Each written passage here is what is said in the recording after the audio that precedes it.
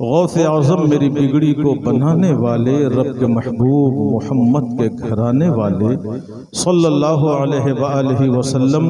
और डूबे जाते हैं गुलाम माँ के बचा लो आका, कश्तिये मिल्लत बैज़ा के तिराने वाले। गौसे आज़म बमने बेसरो सामा मददे, क़िबला ए दी मददे, काबा ए ईमा मददे, रहम कुन या सय्यदे जीला मददे, बरमनो बेकसो ला चारो करीबा मददे। आज जो इश्क़ रिसालत का चिराग हमारे सीनों में चल रहा है, बरेली के इमाम मोहम्मद रज़ा खां फाज़िल बरेलवी अलैहि रहमतु व रिज़वान की देन है।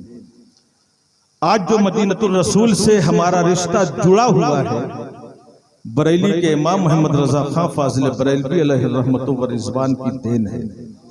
आज जो गौसो ख्वाजा की मोहब्बत पे हम और आप मस्तो मगन रहते हैं, ये बरेली के इमाम मोहम्मद रज़ा फाज़िल बरेलवी अलैहि रहमतु व रिज़वान की देन है। अगर वो ना 14वीं सदी हिजरी में पैदा हुए होते और उन्होंने हमारे ईमान और अकीदे की हिफाजत का सामान न किया होता तो आज न जाने कहां कहां हम भटक रहे होते। मगर बरेली के इमाम के इस एहसान को कभी फरामोश मत करना। और मैं इस बुनियाद पर यह कहता हूं कि किसी भी सिलसिले से मुरीद होना, मगर इमाम मोहम्मद रज़ा खां फाज़िल बरेलवी अलैहि रहमत का दामन तुम्हारे हाथों से कभी छूटने न पाए। किसी भी सिलसिले में बैत होना, किसी भी पीरे कामिल पीरे बरहक के हाथ पे हाथ देना, मगर आला हजरत फाज़िल बरेलवी की मोहब्बत, उनका एहतराम और उनके एहसान के ताल्लुक से तुम्हारे जज्बात कभी सर्द ना होने पाए। इसलिए कि मैं नहीं कहता, एक बहुत बड़े इमाम हैं हजरत मौलाना सरदार अहमद मुहद्दिस सूरती रहमतुल्लाह ताला अलैह। तवज्जो है आप हजरात की। ये मुहद्दिस सूरती रहमतुल्लाह ताला अलैह जो शागिर्द थे हजरत मौलवी इसहाक मोहशी बुखारी अलैहि रहमा के, जो मुरीद थे हजरत मौलाना फजलुर रहमान गंज मुरादाबादी अलैहि रहमा के। मगर हाल ये था कि उनके सामने उनके उस्ताद का नाम आता, उन पर सरमस्ती तारी नहीं होती। पीर मुर्शिद का नाम आ जाता, सरमस्ती तारी नहीं होती। मगर यही मौलाना सरदार अहमद मुहद्दिस सूरती रहमतुल्लाह ताला अलैह, जब उनके सामने आला हजरत फाज़िल बरेलवी का नाम आता तो उन पर सरमस्ती तारी हो जाती, झूम उठते। आपके शागिर्द थे हजरत सैयद मोहम्मद की चौचकी रहमतुल्लाह ताला अलैह। एक मर्तबा अर्ज करते हैं, हुजूर बात समझ में नहीं आई कि आप शागिर्द हैं हजरत मौलवी इसहाक अलैहि रहमतु व रिज़वान के, आप मुरीद हैं हजरत मौलाना फजलुर रहमान गंज मुरादाबादी के, मगर ये मैं ये देखता हूँ कि मौलाना फजलुर रहमान गंज मुरादाबादी का तज़किरा हो, आप पर सरमस्ती तारी नहीं होती।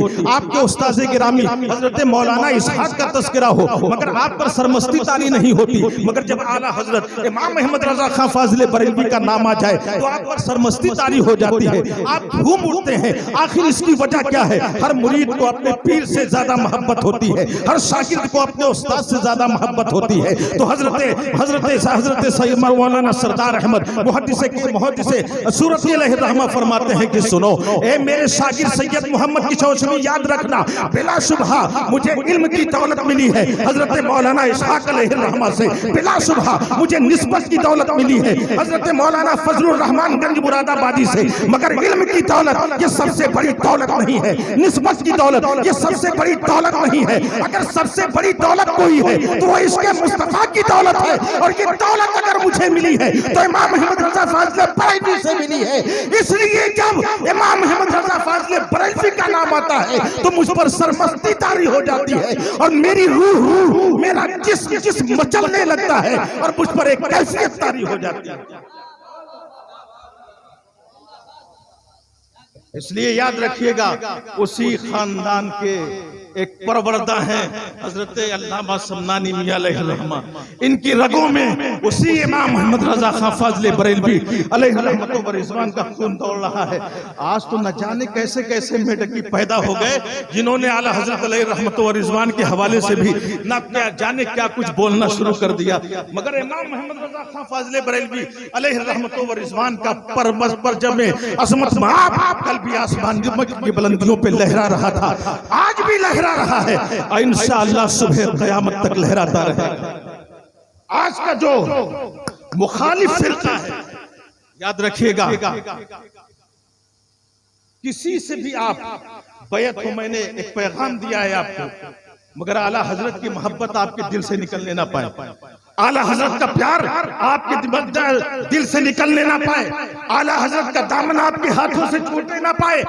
क्यों? इसलिए कि इसके मुस्तफा की दौलत जो आज हमें मयस्सर है, इमाम अहमद रजा फाजले बरेलवी की देन है।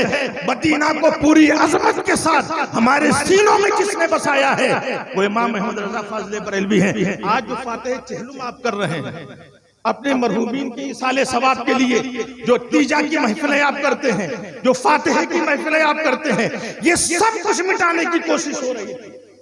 आप जब 12 रबीउल अव्वल शरीफ का महीना आता है तो हुजूर रहमत आलम अलैहिस्सलातु वस्सलाम की मीलाद का जश्न मनाने के लिए आप रोड पे आ जाते हैं, जुलूस निकालते हैं, मिठाइयां तकसीम करते हैं, महफिल का इनेकाद करते हैं। ये सारी चीजों को कुफ्र व बिदअत कहकर, शिर्क कह के मिटाने की कोशिश हो रही थी। जानते हो किसने बचाया है? इमाम अहमद रजा फाजले बरेलवी ने बचाया है। और आज इनका कहना है, मुखालिफीन का ये कहना है कि इमाम अहमद रजा बिदअतों के इमाम का नाम था। उन्होंने मिलादुन नबी सल्लल्लाहु अलैहि वसल्लम की बिदअत को उन्होंने रिवाज दिया है, नियाज़ो फातिहा की बिदअत को उन्होंने रिवाज दिया है। ये दुनिया भर की जो बिदअतें देखने को मिल रही हैं, सबके मूजिद इमाम अहमद रजा हैं। मगर मैं आपसे कहना चाहता हूँ, तवज्जो आपकी हाजिर है तो जरा सा अपने जहन को मेरी खिताबत से हम आहंग कीजिए। मैं आपको लेके चलता हूँ, मुल्क के शाम लेके चलता हूँ। इमाम अहमद रजा फाजले बरेलवी कहाँ पैदा हुए? बरेली में। उनकी तालीमात धीरे धीरे अब अमेरिका तक पहुंची, ईरान तक पहुंची, रूम तक पहुंची, फलस्तीन तक पहुंची, मुल्क शाम तक पहुंची, पाकिस्तान तक, दीगर इलाकों में उनकी तालीमात धीरे धीरे पहुंची। मगर मिलादुन नबी सल्लल्लाहु अलैहि वसल्लम जो हम मना रहे हैं, ये आज कोई 100-200 साल का हमारा तरीका नहीं है। मैं 2005 में मुल्क शाम गया, 12 रबीउल अव्वल शरीफ का महीना था और आखिरी अय्याम थे।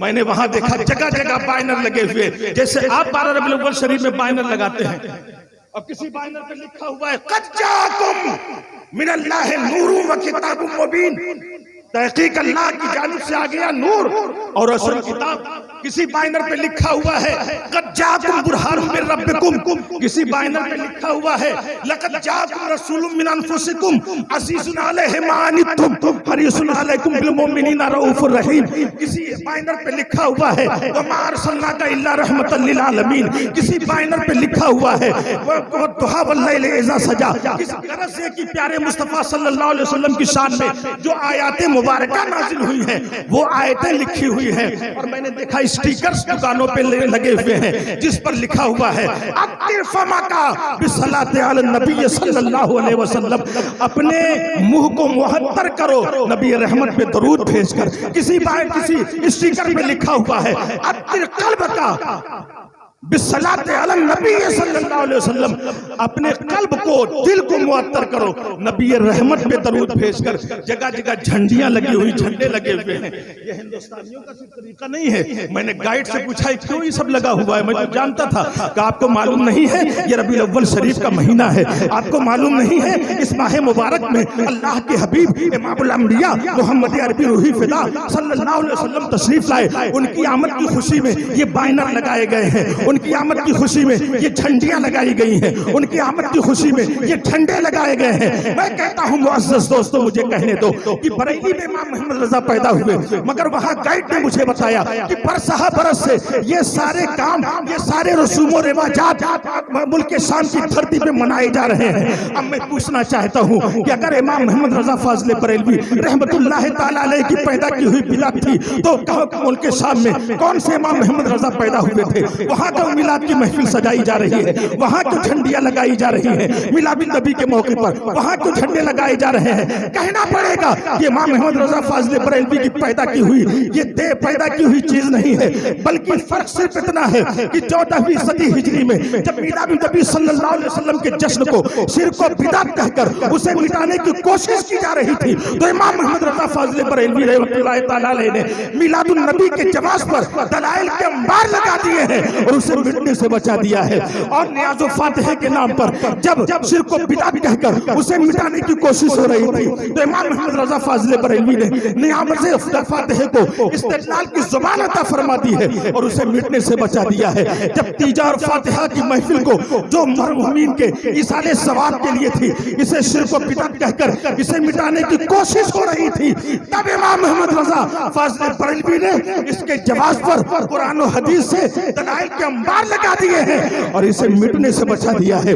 इमाम मोहम्मद रजा बिदअतों के इमाम नहीं थे, बिदअतों के कातिल थे। ये बारगाह रिसालत के मुजरिम अपने जुर्म को छिपाने के लिए इमाम मोहम्मद रजा पे इल्जाम आयद कर रहे हैं, वरना बिदअतों के कातिल का नाम है इमाम मोहम्मद रजा।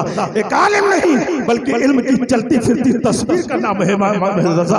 एक मुफ्ती नहीं बल्कि चलते फिरते फतवा का नाम है इमाम मोहम्मद रजा। एक आशिक रसूल नहीं बल्कि इसके रिसालत की चलती फिरती तस्वीर का नाम है इमाम मोहम्मद रजा। और थोड़ा इजाजत हो तो कहूं कि अल्लाह की आयतों में एक आयत का नाम है इमाम मोहम्मद रजा, कुदरत की निशानियों में एक निशानी का नाम है इमाम मोहम्मद रजा, रसूलुल्लाह के मोजज़ात में एक मोजज़ा का नाम है इमाम मोहम्मद रजा, और एक अहले हक आलिम का नहीं बल्कि हक व सदाकत के अज़ीमुश्शान मेयार का नाम है इमाम मोहम्मद रजा। इसीलिए तो कहने वाले ने कहा, हक बतलाया, हक सिखलाया, हक के अलावा सब ठुकराया, हक की रिफात, हक की अज़मत, हक की नुसरत, आला हज़रत ऐसा काम किया इमाम मोहम्मद रजा ने कि पूरी दुनिया में अल्लाह ने उन्हें मुश्तहर कर दिया। और आज कहना पड़ेगा कि वादी रजा की कोहे हिमाला रजा का है। अरे जिस संत देखिए वो इलाका रजा, उसी खानदान के परवरदा हैं हुजूर समनानी मियां, जिनके चेहरे की ज़ियारत कर रहे हैं आप मुअज़्ज़ज़ दोस्तों। वही आला हज़रत फाजिल बरेलवी तहरीर फरमाते हैं, बयान फरमाते हैं कि सुनो, मौत के बाद जज़ा और सजा हक है। मरने के बाद की तैयारी करते रहना, नमाजें पढ़ते रहना, रोजा रखते रहना, फराइज़ की पाबंदी करते रहना, वाजिबात की पाबंदी करते रहना, मगर इन वहाबियों की तरह नमाजों पे नाज न करना। तवज्जो है, प्यार से बोले जरा। रोजों पे नाज न करना, ज़कात पे नाज न करना, हज करना जरूर मगर हज पे नाज न करना। नाज करना तो फकत अल्लाह के फजल पर और हुजूर सल्लल्लाहु अलैहि वसल्लम की निस्बत पे नाज करना। नमाज़ें बिला सुबह अच्छा अमल है मगर बख्शिश का जरिया फजले इलाही शफाअत मुस्तफाई है। और जिन लोगों ने नमाजों पे नाज किया, इबादत पे नाज किया, सजदों पे नाज किया, अपनी बंदगी पे नाज किया, निस्बतों को छोड़ दिया, वो सारे लोग हलाको तबाहो बर्बाद हो गए। उनके सरखैल का नाम इब्लीस लईन है। इतनी इबादतें किया कि सजदे बिछा दिए जाए तो जमीन का कोई हिस्सा बचा ना रहे, मगर इबादत तो थी, निस्बत की दौलत नहीं थी। आप कहोगे दुर्जमा कादरी कैसे, तो बता दूं आपको। आला हज़रत बयान फरमाते हैं कि जो तुम पर अल्लाह का एहसान है ना, उज़्व के शक्ल में अगर अल्लाह ताला तुम पूरी जिंदगी इबादत कर लो और सारी इबादतों को तराजू के एक पल्ले पर रख दिया जाए, और जो नेमत अल्लाह ने तुम्हें दी है तुम्हारे आज़ाए जवारे की शक्ल में, उसमें से एक नेमत को तराजू के दूसरे पल्ले पर रख दिया जाए तो तराजू का वही पल्ला भारी होगा जिस पर सिर्फ अल्लाह की एक नेमत होगी। सुना दो हदीस शरीफ, बोले हैं आप। मेरे आका फरमाते हैं, अल्लाह शेर सुना दीजिए, न ताअत पर न तकवा पर, न ताअत पर न तकवा पर, न ज़ुहद व इत्तिका पर है हमारा नाज जो कुछ है मोहम्मद मुस्तफा पर। प्यार से जरा बोले सुभान अल्लाह, और जरा प्यार से बोले सुभान अल्लाह। वो और लोग हैं जो नमाजों पे नाज करने वाले हैं, वो और लोग हैं जो इबादतों पे सजदों पे नाज करने वाले हैं, मगर हम तो रसूलुल्लाह के गुलाम हैं। हम हुजूर की मोहब्बत पे नाज करने वाले हैं, हुजूर की निस्बत पे नाज करने वाले हैं। अभी हजरत ने बताया कि ना ताअत पर, ना तकवा पर, ना ज़ुहद व इत्तिका पर है। अरे हमारा नाज जो कुछ है मोहम्मद मुस्तफा पर है। अब आइए मैं आपको बतलाऊं, अब मैं आइए आपको बतलाऊं। मेरे आला हज़रत फाज़िल बरेलवी बयान फरमाते हैं कि पिछली उम्मतों में एक बंदा था जिसने अल्लाह की इबादतों के लिए कमर बांध ली और जमीन को छोड़ा। समंदर के बीच में, तवज्जो है, समंदर के बीच में एक पहाड़ी पर जाकर ठहर गया और फिर उसके बाद उसने एक ऐसे मकाम का इंतखाब किया जहां किसी इंसान का गुजर नहीं, किसी जानवर का गुजर नहीं। उस पहाड़ी पर जाकर वो अल्लाह की इबादत करता, बंदगी करता। अल्लाह ताला ने उसी पहाड़ पर जो समंदर के बीच में था उसके लिए अनार का दरख्त उगा दिया। भूख लगती तो अनार को तोड़ता, उसे खाकर शिकम सैर होता। प्यास लगती तो अल्लाह ने एक शीरी मीठा चश्मा जारी कर दिया, उसी चश्मे से पानी को पीता, प्यास बुझ जाती। और उसके बाद सिर्फ उसका काम था अल्लाह का जिक्र करना, उसका काम था सिर्फ अल्लाह की इबादत करना। 400 साल तक इसी तरह से बगैर किसी गुनाह किए हुए वो अल्लाह की इबादत करता रहा। 400 साल तक अल्लाह की बंदगी करता रहा, एक भी गुनाह उससे सरजद नहीं हुआ। इसलिए कि जहां वहां गुनाह का गुजर नहीं था, जहां कोई इंसान नहीं पहुंच सकता था, वो झूठ नहीं बोल सकता था, गीबत नहीं कर सकता था, दीगर बुराइयों के लिए उसके पास वहां वसाइल ही नहीं थे। 400 साल तक इबादत किया। 400 साल के बाद मलकुल मौत आए, वक्त अजल आया रूह कब्ज करने के लिए, और कहा मेरे परवरदिगार ने मुझे हुक्म दिया है तेरी रूह को कब्ज कर लूं। इतना बड़ा आबिद उसने कहा, ए मलकुल मौत, मुझे थोड़ी सी मोहलत दे दे, मैं ताजा वजू कर लूं, 2 रकअत नमाज नफल पढ़ लूं। मलकुल मौत ने कहा इतनी इजाजत दी गई है, वजू कर लो, 2 रकअत नमाज नफल पढ़ लो। उसने ताजा वजू किया और उसके बाद कहा कि मैं 2 रकअत नमाज नफल पढ़ता हूं, जब दूसरी रकअत के आखिरी सजदे में सर रखूं तो मेरी रूह मेरी कफ़से उनसरी से निकाल ली जाए, मेरी रूह को कब्ज कर लेना। अब जरा आप सोचे तो सही, जिसे मालूम हो मेरी आखिरी नमाज है, उस नमाज में कैसा खुशू रहा होगा, उस नमाज में कैसा खुजू रहा होगा, उस नमाज में कैसी यकजहती रही होगी, उस नमाज में कैसी लगन रही होगी, उस नमाज में अपने परवरदिगार की तरफ कैसी तवज्जो रही होगी। उसने नमाज पढ़ना शुरू किया, पहली रकअत को पूरी किया, दूसरी रकअत के जब दूसरे सजदे में उसने सर रखा है तो हजरत मलकुल मौत ने आगे बढ़कर उसकी रूह को उसमें जिस्म से खींच लिया। नारे तकबीर, नारे रिसालत, मसलके आला हजरत, नारे तकबीर, नारे रिसालत।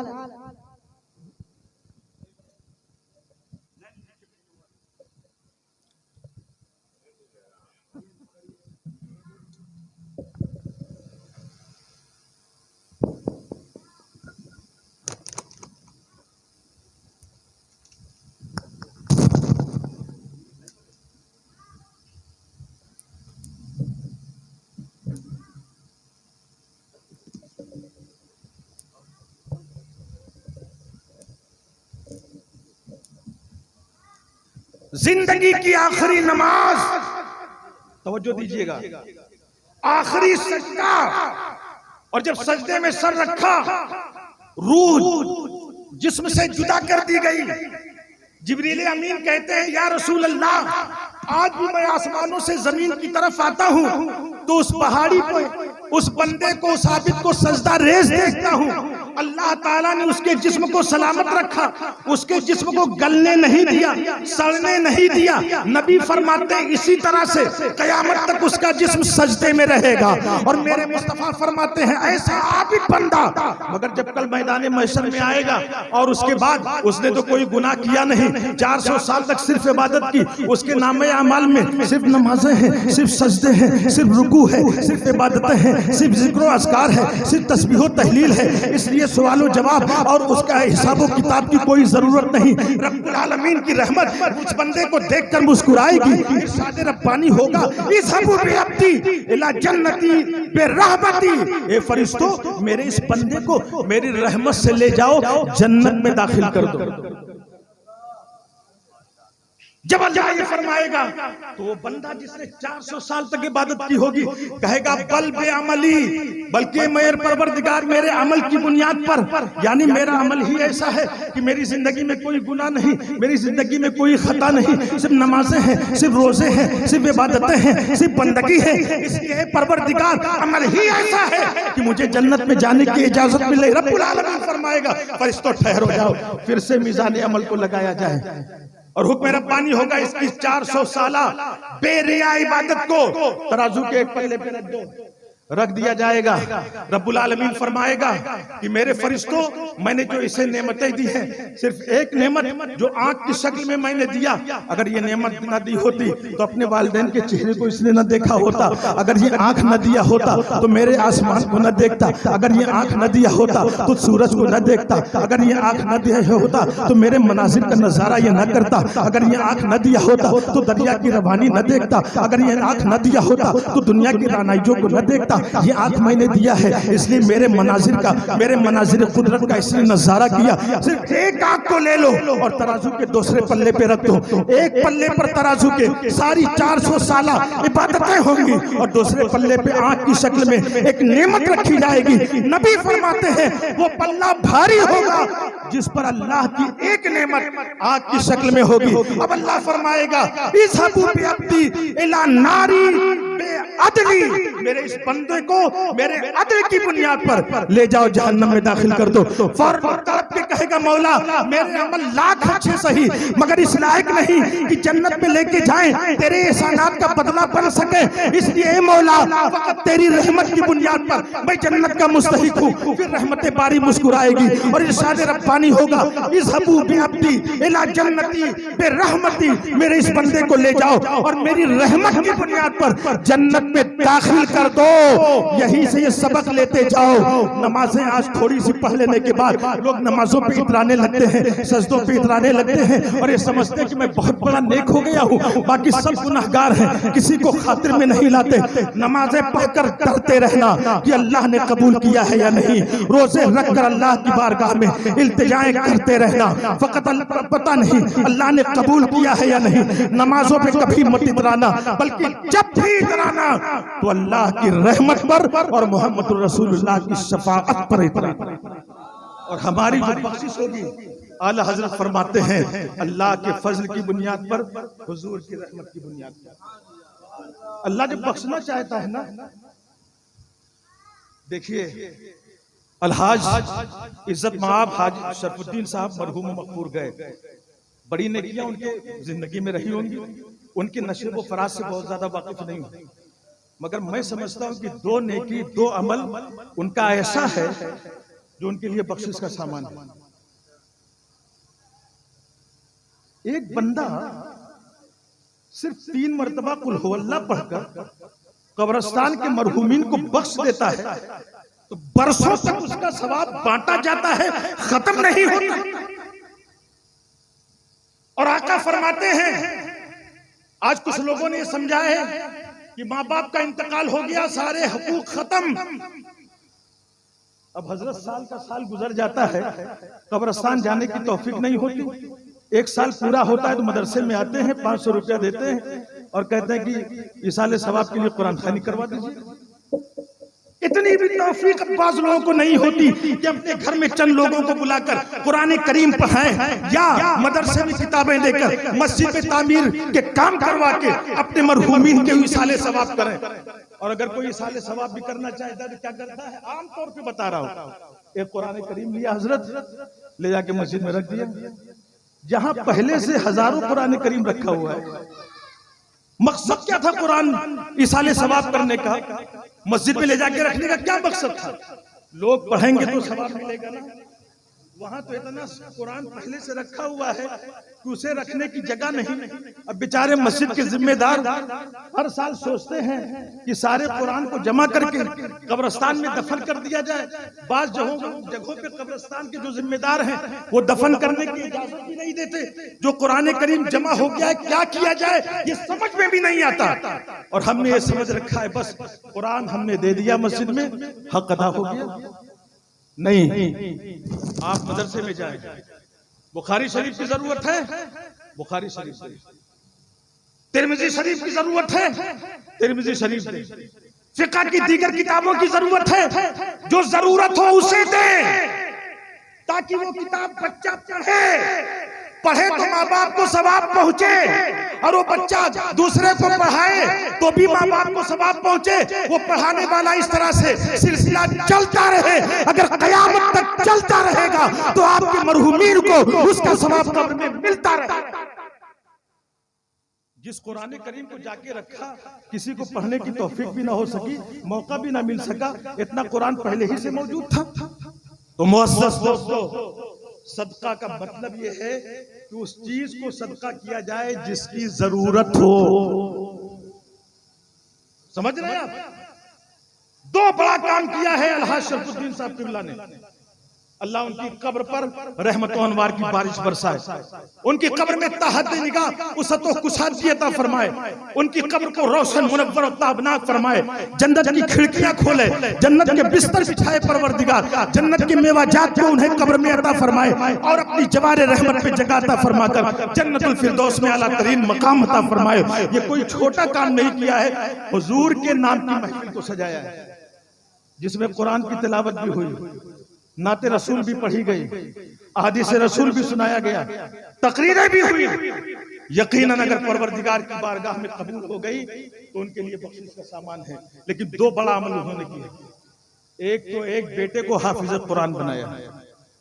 लोग कुरान देते हैं मस्जिदों में, उन्होंने कुरान करीम को अपने बेटे के सीने में लोहे महफूज, लोहे दिल पर कुरान करीम को नक्श करवा दिया। और वो बेटा जो नबी रहमत सल्लल्लाहु अलैहि वसल्लम की बारगाह में नात पढ़ने की आदत और जिसकी फितरत सानिया बनी हुई है, हुजूर की बारगाह में नात लिखना, नात पढ़ना, कैसा अमल है ये कसम खुदा की, जो उस जाने वाले के लिए रायगा नहीं जाएगा। जानते हैं आप, एक बात बता दूं आपको, तफसीर में मैंने पढ़ा अर्रहमान व रहीम की तफसीर में, तवज्जो है, अर्रहमान व रहीम की तफसीर में पढ़ा कि हजरत ईसा अलैहिस्सलाम का गुजर हुआ एक कब्रिस्तान से। एक कब्र से जब गुजरे तो देखा कब्र में जो अजाब है हक है, रहमतों की बरसात हक है, इससे मफर नहीं, नेकियां होंगी, रहमतों की बारिश होगी, अल्लाह की रहमत पे भरोसा होगा, रहमतों की बारिश होगी। याद रखिएगा। गुजर हुआ तो देखा कि कब्र में जो मुर्दा है उस पर अजाब इलाही का नुज़ूल हो रहा है। दोनों दीवारें मुर्दे को दबोच रही है, आग भड़की हुई है, मुर्दा चीख रहा है, चिल्ला रहा है। हजरत ईसा अलैहिस्सलाम किसी जरूरत के लिए आगे बढ़े, चले गए। थोड़ी देर के बाद जब वापस पलटे तो देखा कि अब वही कब्र है, वही मुर्दा है। पहले अजाब का नुज़ूल हो रहा था, अब रहमत का नुज़ूल हो रहा है। पहले दोनों दीवारें मुर्दे को दबोच रही थी, अब दोनों दीवारें कुशादा कर दी गई है, ताहत निगाह उसकी कब्र कुशादा हो गई। पहले उसकी कब्र में अंधेरा था, अब कब्र में उसके रहमत और नूर का उजाला हो गया। हजरत ईसा अलैहिस्सलाम हैरान हुए, मालिक चंद लम्हे पहले ही तो गुजरा था, तो यही कब्र है, यही मुर्दा है, इस पर अजाब का नुज़ूल हो रहा था, दोनों दीवारें इसे दबोच रही थी, ये आग के बिस्तर पे था, मगर चंद लम्हे के बाद ही वापस आया, तो इसका अजाब सवाब में कैसे बदल गया। तो रहमत बारी ने पुकारा, जानते हो ये दुनिया से जब रुखसत हो रहा था, इसने अपनी बीवी को हमल से छोड़ा था और बीवी को यह वसीयत की थी, जब मेरा बच्चा पैदा हो, इल्म तालीम की मंजिल को पहुंचे, वो तालीम हासिल करने की उम्र को पहुंचे, तो मेरे बच्चे को अल्लाह के नाम की तालीम दिलाना, मेरे बच्चे को दीन की तालीम दिलाना। चुनांचे आज इसके यहाँ इसका बच्चा पैदा हुआ और आज बच्चा पढ़ाई की उम्र को पहुंचा। इसकी बीवी उसे लेकर गई और एक मौलवी साहब के पास लेके गई। ले जाने के बाद कहा, मेरे बच्चे को को पढ़ा दीजिए औज़ु बिल्लाहि मिनश शैतानिर रजीम। बच्चे को आगे बढ़ाया उस आलिम ने, और आगे बढ़ाने के बाद उसके बाद उसे पढ़ाया औज़ु बिल्लाहि मिनश शैतानिर रजीम। बच्चे ने पढ़ा औज़ु बिल्लाहि मिनश शैतानिर रजीम, और उसके बाद मौलवी साहब ने कहा बच्चे पढ़ो बिस्मिल्लाहिर रहमानिर रहीम। उस्ताद ने जैसे ही कहा बच्चे ने कहा बिस्मिल्लाहिर रहमानिर रहीम, अल्लाह के नाम से शुरू जो इंतहाई मेहरबान और रहम करने वाला है। रब्बुल आलमीन फरमाता है कि मेरे पैगंबर जैसे ही इसके बेटे ने बिस्मिल्लाहिर रहमानिर रहीम पढ़ा, मुझे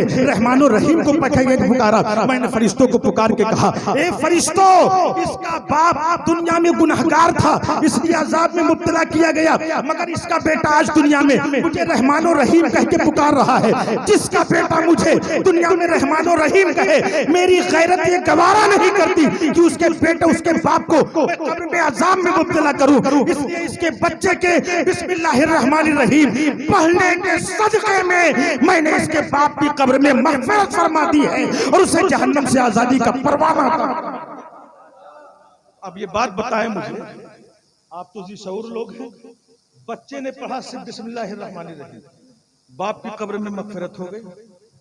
अगर बच्चा सूरह रहमान पढ़े, बोले आप, अरे प्यार से बोले ना, अगर बच्चा सूरह मुल्क की तिलावत करे, अगर बच्चा सूरह मुज़म्मिल पढ़े, अरे बच्चा सूरह बकरा की तिलावत करे, बच्चा अगर सूरह यासीन शरीफ की तिलावत करे, पूरा कुरान पढ़े, तो बताओ क्या बाप की मग़फ़िरत नहीं होगी? और जिसके बेटे ने अपने सीने में पूरे कुरान को महफूज कर लिया हो, क्या उसका ये अमल बाप की मग़फ़िरत का जरिया नहीं बनेगा? सुनो मेरे आका क्या फरमाते हैं, नबी फरमाते हैं अपने बाप के मरने के बाद उन्हें फरामोश मत करना, हक खत्म नहीं हुआ। 12 हुकूक मेरे आला हजरत अजीमुल बरकत इमामुल उलमा सरताजुल फुक़हा सैयदना व मौलाना इमाम मोहम्मद रज़ा खान फ़ाज़िल बरकत अलैहि रहमान ने 12 हुकूक अहकाम शरीयत में गिनवाए हैं। मगर मैं सारी चीजों को तो यहाँ बयान करने से कासिर इसलिए हूँ कि वक्त नहीं है, मगर ये कहा कि आका फरमाते अपने वालिदैन के लिए दुआए मग़फ़िरत करते रहना। क्यों हजरत, ये कितनी बड़ी तालीम दी है मेरे आला हजरत, वो भी अहादीस रसूल से इस्तखराज करके। दुआ करते रहना, दुनिया में है तो उनके लिए दुआए खैर करो, इंतकाल कर जाए कब्र में चले जाए तो दुआए मग़फ़िरत करो। और अगर तुमने अपने वालिदैन के लिए दुआ करना छोड़ दिया तो मेरे आका फरमाते हैं कि जब आदमी अपने वालिदैन के लिए दुआ करना छोड़ देता है तो अल्लाह ताला उसके रिज़्क़ को मुनक़ता कर देता है, रिज़्क़ को रोक देता है।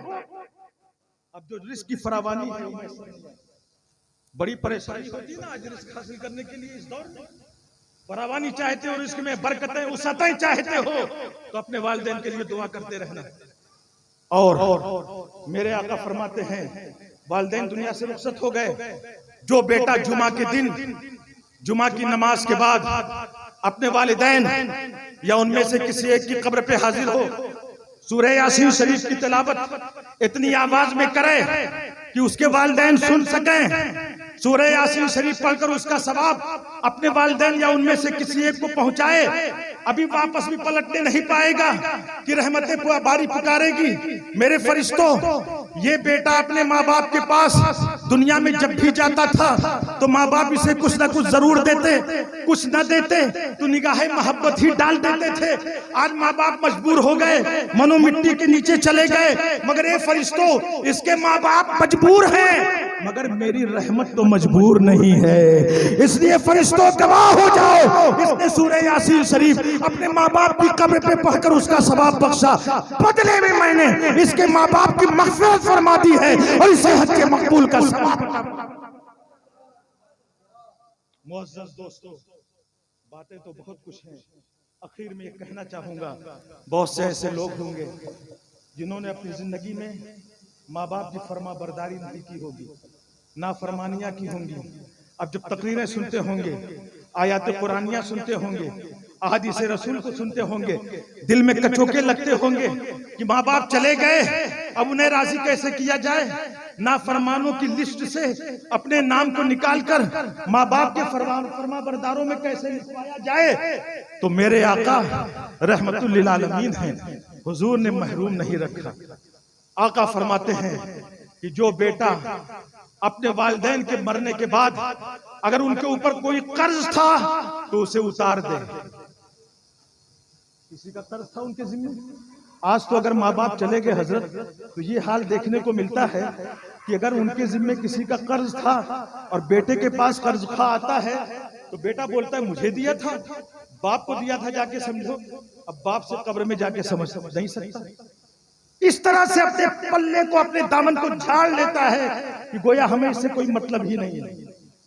मगर आका क्या फरमाते हैं, गौर से सुनना, नबी फरमाते हैं माँ बाप के ऊपर कर्ज था तो उसे उतार दे, और अगर उन्होंने हज नहीं किया था और उन पर हज फर्ज हो चुका था तो या तो उनकी तरफ से खुद हज करे या हज बदल किसी को करवा दे, और किसी के माँ बाप को गाली देकर, बुरा भला कहकर अपने माँ बाप को बुरा भला ना कहलवाए।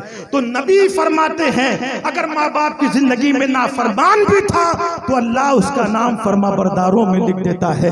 इसलिए मोअज़्ज़ज़ दोस्तों, वालिदैन दुनिया से अगर चले भी गए हैं तो इस बात को याद रखें कि उनके मरने के बाद उनके लिए दुआए मग़फ़िरत करते रहें, उनके अइज़्ज़ा से अच्छे ताल्लुक को रखें, जिनके साथ उनके अइज़्ज़ा व क़रबा रिश्तेदारों के साथ अच्छे ताल्लुकात रखें, उनके दोस्तों को निभाते रहें, और उन्होंने कोई कसम खाई थी उस कसम को पूरा करें, और हज अगर नहीं किया था या नमाजें उनके जिम्मे थी तो उसका फिदिया अदा करें। कर्ज अगर उनके जिम्मे कर्ज था तो कर्ज को अदा करें। किसी के माँ बाप को बुरा कहकर उन्हें बुरा ना कहें। आप किसी को बुरा भला कहते हैं ना, किसी के माँ बाप को पलट के आपके माँ बाप को बुरा भला कहता है। गालियां देते वक्त इस बात का ख्याल रखना, किसी को माँ की बाप की गाली आपने दिया पलट के, उसने आपको माँ बाप की गाली दिया। इसी चीज से हुजूर ने मना किया है।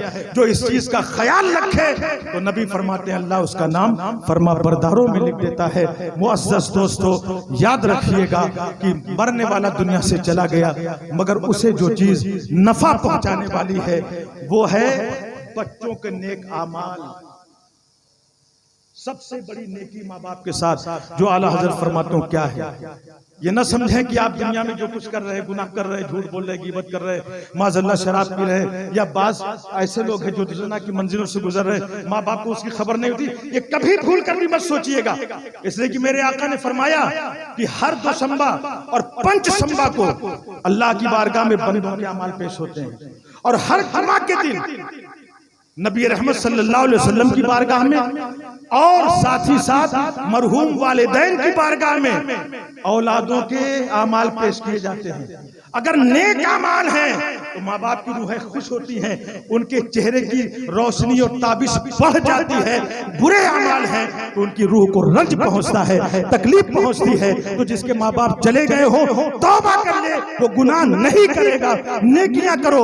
जब भी कोई नेकी करो फराइज़ व वाजिबात के अलावा, यहाँ तक कि सिर्फ अपने अंगूठे को चूम कर हुजूर के नाम पर आंखों पे रखो, 1 रुपया किसी गरीब को दो, या नमाज नफल पढ़ो, या कुरान की तिलावत करो, जो भी नवाफिलात पढ़ो, नियत करो कि मुझे भी इसका सवाब पहुंचे, मेरे मरहूम वालिदैन को पहुंचे। कसम खुदा की आका फरमाते हैं तुम्हें तो पहुंचेगा, तुम्हारे सवाब में कोई कमी नहीं होगी, तुम्हारे मरहूमीन को भी उसका पूरा पूरा सवाब पहुंचेगा।